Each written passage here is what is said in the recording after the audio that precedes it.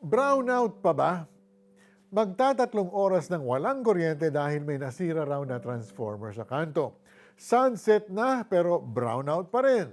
Kaya nagsindi na ng kandila ang mga nanay, nagkabit na ng mga kulambo ang mga tatay, at halos mapunit na ang mga overused na pamaypay. Lahat na yata ng versions ng Shadow Play na laro na ng mga bata. At dahil sa dilim, hindi na mahanap ang bola ng Jackstone na gumulong sa kung saan. Ito ang karaniwang tagpo kapag brownout sa probinsya. Noong panahon, wala pang rechargeable lamps, solar-powered household fans, at only data para mag-internet. Bandang alas 8 ng gabi nang muling marinig ang ugong ng ref at electric fan, umilaw ang fluorescent light at nabuhay ang TV. There's something about having electricity that gives everyone a sense of comfort. Mas may naririnig ka, nakikita, and somehow you don't feel so isolated from the world. Pero naka 30 minutes na mula nang bumalik ang kuryente nang biglang sumigaw ang kapitbahay, "Yay! May ilaw na!" Nakatulog na pala sila sa inip, kaya nang magising, delayed reaction sila. It was quite a funny scenario. Yung lahat nakarecover na pero may isang nagtitiis pa sa dilim. Now, when we look at it in terms of life, we all know that no one wants to live in the dark.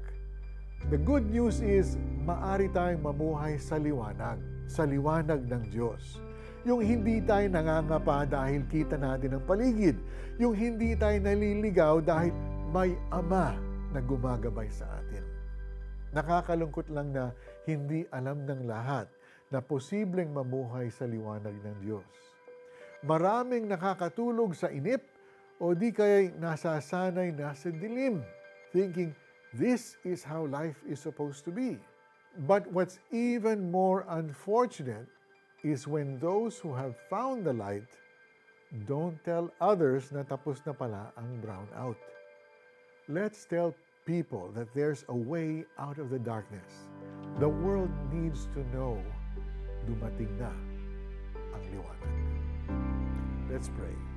Mahal kong Ama, I pray that your word will continue to light my path today and for the rest of my life. Dalangin ko rin na hipuin ninyo ang aking makasariling puso. And Lord, use me to share your light with others. In Jesus' name I pray. Amen. Kaibigan, nahanap mo na ba ang liwanag?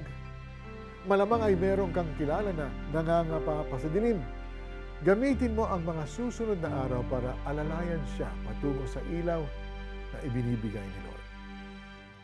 Iniligtas niya tayo sa kapangyarihan ng kadiliman at inilipat sa kaharian ng kanyang minamahal na anak. Colossians 1, verse 13. Ako po si Mari Caimo. Thanks for joining us for another edition of Tanglaw. We'll see you next time.